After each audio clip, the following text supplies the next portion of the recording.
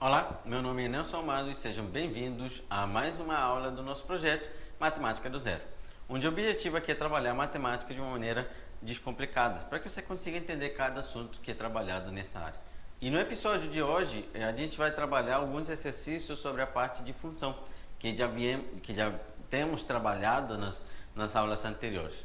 Então, confere que a gente vai trabalhar em cada um desses exercícios. Beleza, então eu vou resolver uma listinha de exercícios. Você deve receber essa lista ou no Telegram ou com o link aqui na descrição. Você pode baixar e fazer. E caso surja dúvida em algum desses exercícios, pode vir aqui assistir a aula e verificar como é resolver cada um deles. Então, confere o enunciado da primeira questão que a gente vai trabalhar hoje.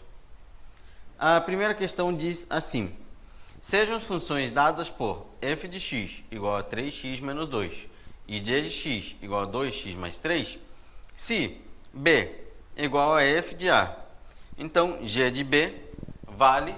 Ok, dá uma olhada no seguinte. Eu estou te dando duas funções, eu estou te dando b valendo o f de a e eu quero o valor do g de b. Isso aqui basicamente é função dentro de função. E quando a gente trabalhou lá atrás a ideia de função composta, no lugar do x eu vou escrever o que ele está me dando, para encontrar, digamos, uma nova função. Então, olha só o que eu vou fazer. Primeiro, vou determinar quem é o f de a que ele está falando. Vamos dar uma olhada quem é o f de a. O f de a vai ser a função quando no lugar do x, desse x aqui, eu vou escrever o a. Então, vai ser o quê? 3 vezes o a mais 2, que nada mais vai ser o b, que ele mesmo afirmou que o f de a ele está chamado de b. Pronto. Primeiro passo foi dado. O segundo passo vai ser encontrar quem é o g de b. G de b, que é o que ele quer. O g de b seria o 2x mais 3, quando no lugar do x eu escrevo b.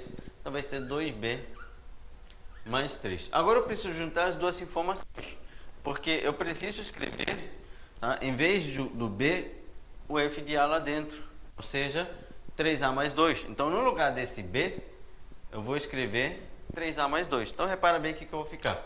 Vou ficar com 2 vezes 3a mais 2, mais aquele 3. No lugar do b, eu escrevi o 3a mais 2. Vai ficar com o quê?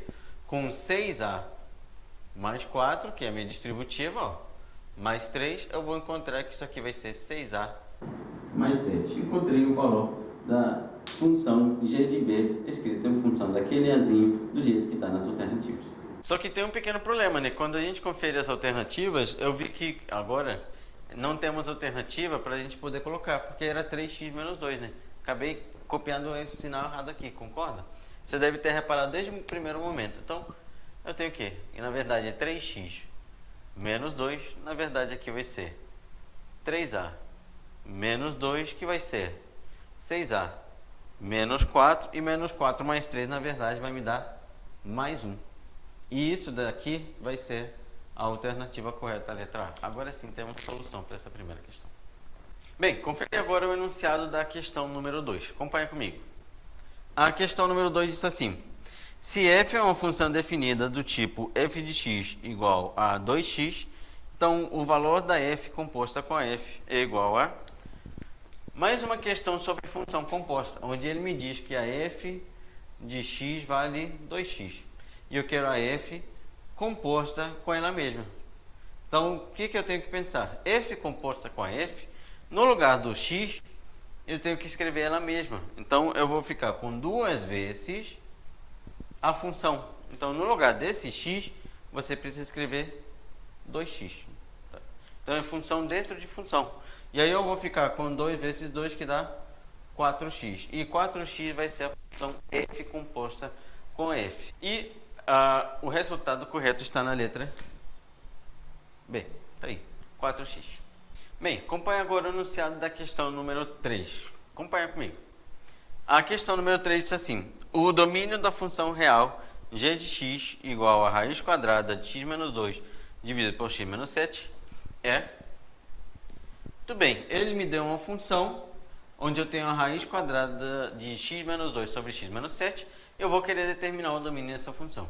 Quando a gente viu o domínio nas aulas passadas, a gente já trabalhou exemplos desse jeito. Então, eu quero basicamente estudar o sinal da minha função. Por quê? Porque lembra que quando eu apresentei o domínio, ele tem dois principais problemas. O primeiro são as frações e o segundo vão ser as raízes de índice par. Raiz quadrada, raiz quarta, raiz sexta. As raízes de índice par, o que tem lá dentro, x menos 2 e x menos 7, não pode me dar um número negativo. Então eu posso afirmar que x menos 2 dividido por x menos 7 tem que me dar um número maior ou igual do que zero. É isso que eu preciso afirmar. Eu sei que o denominador não pode zerar, então ele não pode zerar porque eu não sei dividir por zero. Então essa raiz daqui de baixo ela não entra. Como é que a gente fazia o estudo sinal? Bem simples. Primeiro passo, calculava as raízes. Quem é que vai zerar na parte de cima? X menos 2 igual a zero, x vale 2. Está aqui a minha raiz. E aí eu sei o seguinte, o x menos 2 ele vai ser uma reta crescente. Por que é uma reta? Que é uma função do primeiro grau. Uma reta crescente que passa no 2. Então vou marcar o 2 por aqui. E eu sei que depois da raiz a gente gravou que era sempre o mesmo sinal do A. Então, sempre positivo. Antes da minha raiz, sempre o sinal oposto do A. Tá aí. Esse seria o gráfico da nossa função x menos 2. A função x menos 7, ela vai acontecer o seguinte. Eu terei uma reta também, só que agora a raiz dela vai ser quem? Bem, x menos 7 igual a zero. Eu vou encontrar que o valor do x tem que ser 7. Está aí a raiz dela. Ó. Então, ela passa no número 2 e essa aqui passa no número 7. E essa daí também é uma função do primeiro grau, cujo A é positivo, a reta é crescente. E depois da raiz é sempre o mesmo sinal do A. Antes da raiz é sempre o sinal oposto do A. Beleza, feito isso, agora eu preciso fazer a divisão dos sinais. Então, o que é a divisão dos sinais?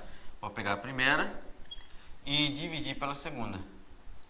Então, está aqui o 2 e está aqui o 7. Agora eu tenho mais com mais dividido vai me dar mais com mais dá mais com menos vai me dar menos e menos com menos vai me dar mais. Vou precisar dividir as duas funções.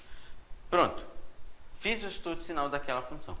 Sabendo o estudo sinal, agora o que eu posso fazer? Eu posso determinar o intervalo que me interessa. Que o intervalo onde ela é positivo.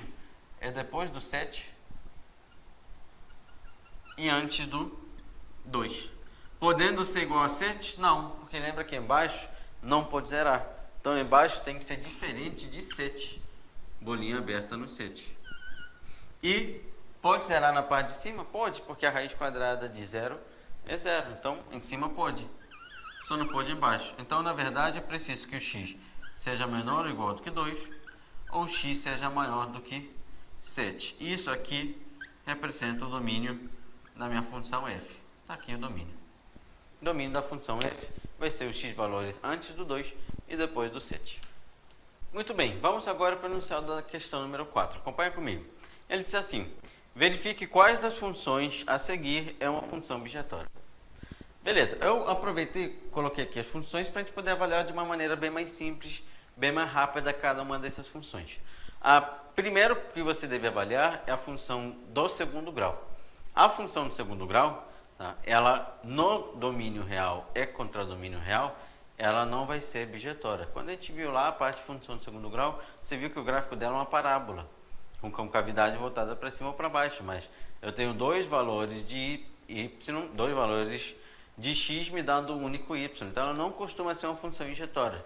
E ela também não passa a ser uma função sobrejetória, porque sempre sobra alguma coisa abaixo do vértice. Então eu tenho que avaliar o seguinte, qualquer função do segundo grau que ele me dê, basicamente, se o domínio for todos os números reais, ou se o contradomínio for todos os números reais, ela não vai ser uma função bijetória. Olha a primeira. A primeira é do tipo x². O gráfico dela a gente aprendeu a fazer.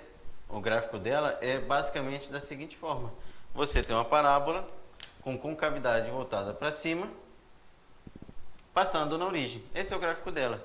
E logo de cara você já pode ver que para cada y tem dois valores de x. Ela não é injetória. Ela também não vai ser sobrejetória porque os valores abaixo do vértice sobram. Então a letra A não me serve. Já está fora de questão.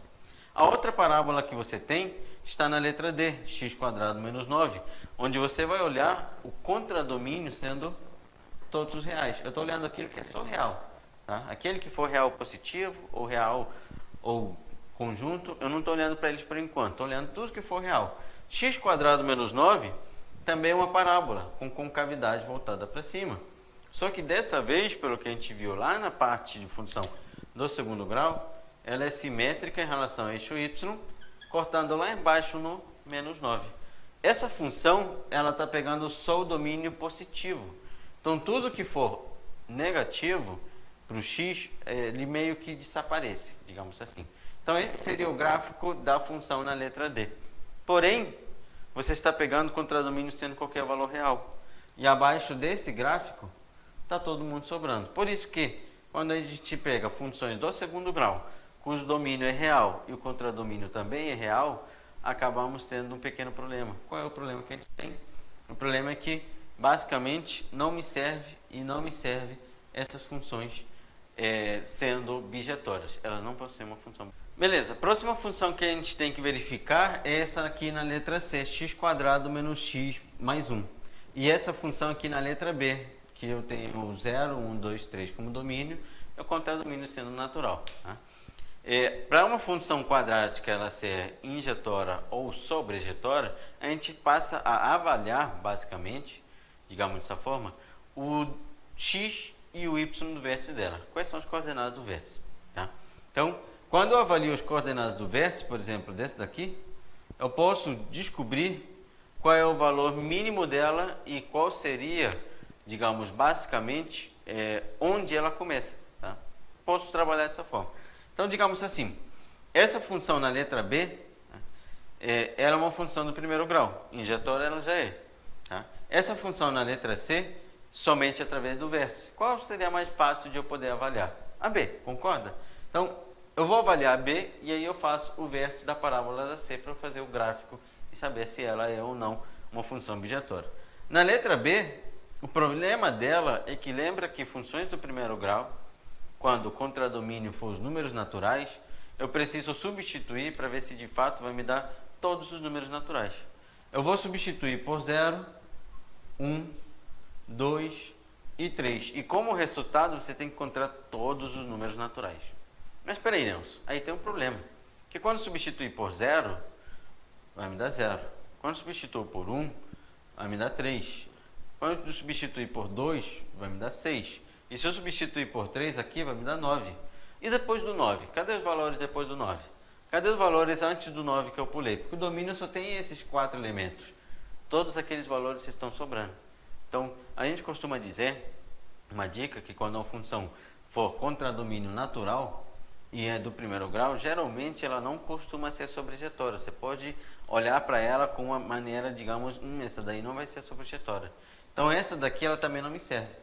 O problema dessa questão que eu acabei colocando na nossa folhinha é verificar se a C também vai ser uma função injetora e sobrejetora. Então, qual é o gráfico dessa letra C? Eu tenho uma parábola com concavidade voltada para cima, passando no número 1, tá? Cuja raiz desse cara é uma raiz dupla. Quando você calcular o delta e descobrir o vértice, quando você calcular o delta e também descobrir a raiz, você vai ter o seguinte gráfico. Passando no número 1, cuja raiz é uma raiz dupla que é o próprio 1. Só que essa função, ela tem um problema. Qual? É que eu pego o domínio sendo apenas os valores reais positivos. E o contradomínio também. A leitura não é real positiva, né? A leitura dos reais não negativos. Aqui também entra o zero. Então eu pego os valores, tá, que estão à direita do eixo x, isso aqui tudo desaparece, tá, e acima do eixo y. Então esse seria o gráfico da minha função. Ó. Só que essa função que sobrou, mesmo assim, ela não é injetora. Então essa função que eu tenho aqui, ela tem um pequeno problema. Ela não vai ser... Pode ser que eu tenha copiado errado ali na hora de montar o enunciado dessa questão. Então, é provável que ali fosse x² mais 2x mais 1, que aí o gráfico ia ficar diferente, aí sim ela iria ser uma parábola sendo bijetória. Mas nesse caso, nenhuma das 4 que eu analisei alternativas vai ser uma função bijetória. Então, nem a letra A, porque lembra que encosta 2 vezes, sobra aqui embaixo. A letra B também não, porque ela não vai ser sobrejetória. A letra C também não, que ela não vai ser injetória, encosta duas vezes, e nem a letra D, porque está todo mundo sobrando daqui para baixo. Então, no caso, essa questão, na folhinha deve ter alguma coisa errada, não teria uma alternativa correta. Bem, acompanha comigo agora a questão número 5 dessa lista de exercícios. O enunciado diz assim: a equação m ao quadrado mais 1x menos 2m mais 5 igual a zero possui ou admite raiz negativa se e somente se o valor de m for. Ok, então vamos lá. Eu te dou essa equação, m ao quadrado x menos 2m mais 5, tudo igual a zero, e eu quero que essa equação ela possua uma raiz negativa. Mas para isso, eu preciso calcular a raiz dela, concorda? Então eu preciso isolar o x. Olha como é que vai ficar. Eu tenho aqui m ao quadrado mais 1, que multiplica aquele x, tem que ser igual a 2m menos 5. O primeiro que eu fiz foi jogar o 2m menos 5 para o outro lado. Agora, esse m ao quadrado mais 1, ele está multiplicando o x. Então, eu vou ficar com x sendo igual a 2m menos 5 dividido por m ao quadrado mais 1. Essa vai ser a equação que vai representar o valor do x, que é a minha raiz. E eu quero que essa raiz que eu acabei de encontrar, ela seja um número negativo. Então, eu vou precisar que 2m menos 5 dividido por m ao quadrado mais 1 seja um número menor do que zero. Eu não quero que ele seja menor ou igual, porque ele quer que seja apenas negativo. Então vai ter que ser menor do que zero. Beleza.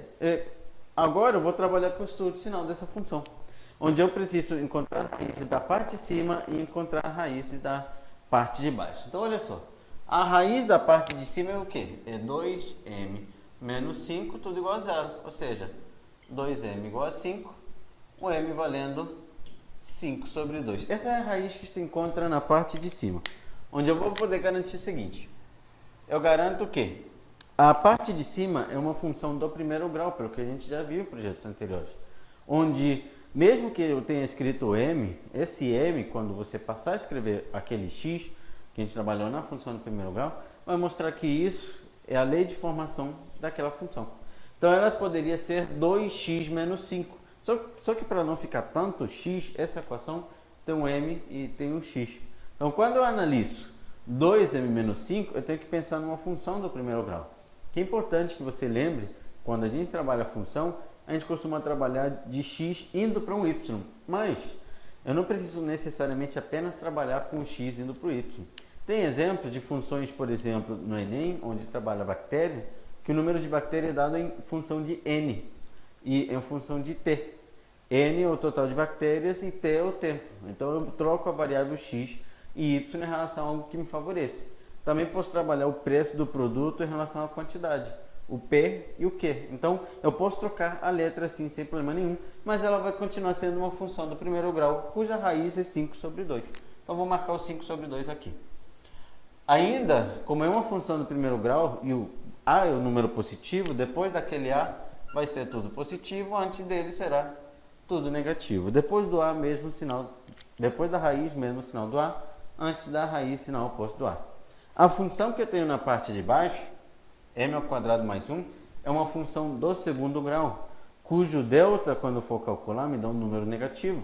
Se eu tentar calcular a raiz, olha o que você encontra. M ao quadrado mais 1 igual a zero. Como ela é incompleta em B, eu posso jogar 1 para o outro lado.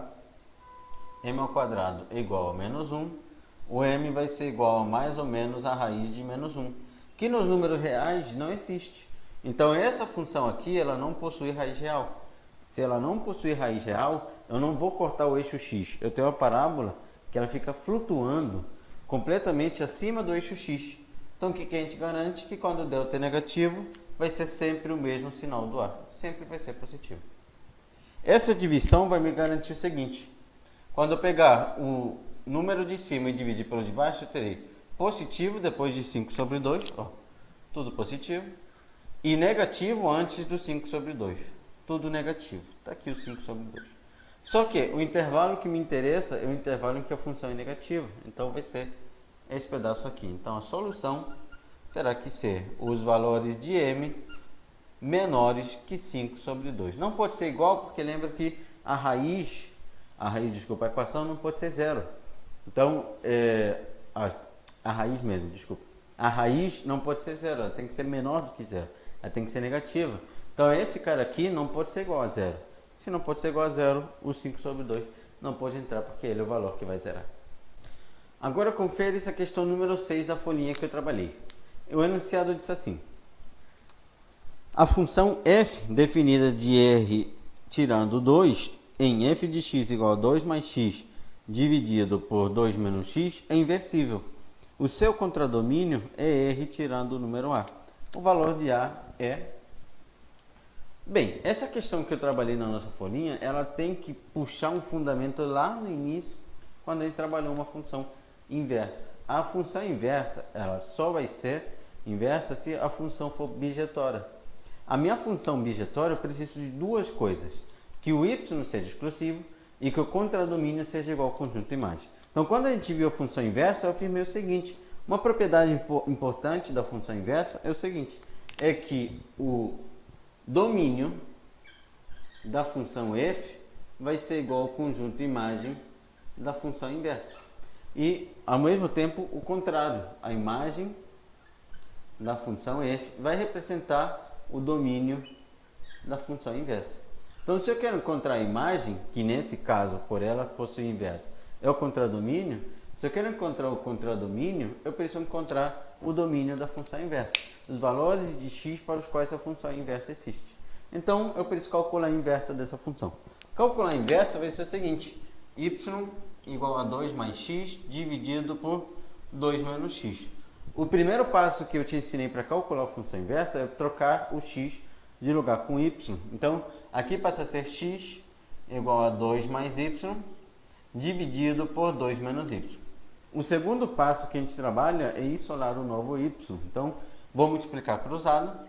Eu vou encontrar 2x menos xy igual a 2 mais y. Vou jogar esse xy para lá e vou trazer esse 2 para cá. 2x menos 2 igual a y mais xy. O y aqui está se repetindo, vou colocar ele em evidência. Então, vou ficar com 2x menos 2 igual a 1 mais x vezes o y. O que eu vou ter agora? Esse y está sendo multiplicado por 1 mais x. Joga ele para lá dividindo. Então, y vai ser igual a 2x menos 2 dividido por 1 mais x. Essa aqui vai representar a função inversa disso. E qual é o domínio dessa função inversa? O domínio para uma função que possui uma fração, eu preciso que o que está na parte de baixo não seja zero. Ou seja, eu vou precisar que 1 mais x seja diferente de zero. Portanto, o x tem que ser diferente de menos 1. Isso quer dizer para mim que o domínio vai ser qualquer valor real, desde que você tire o menos 1. No caso, lembra que eu acabei de afirmar que o domínio da inversa é a imagem da função real, ou seja, o contradomínio. Então, o contradomínio da minha função, ele vai ser qualquer valor real, desde que você tire o número menos 1. O a de quem ele está falando será o número menos 1, que é o valor que não faz parte do domínio da inversa e do contradomínio da função original. Perfeito, vamos agora para a questão número 7 dessa folhinha de exercício que a gente está trabalhando.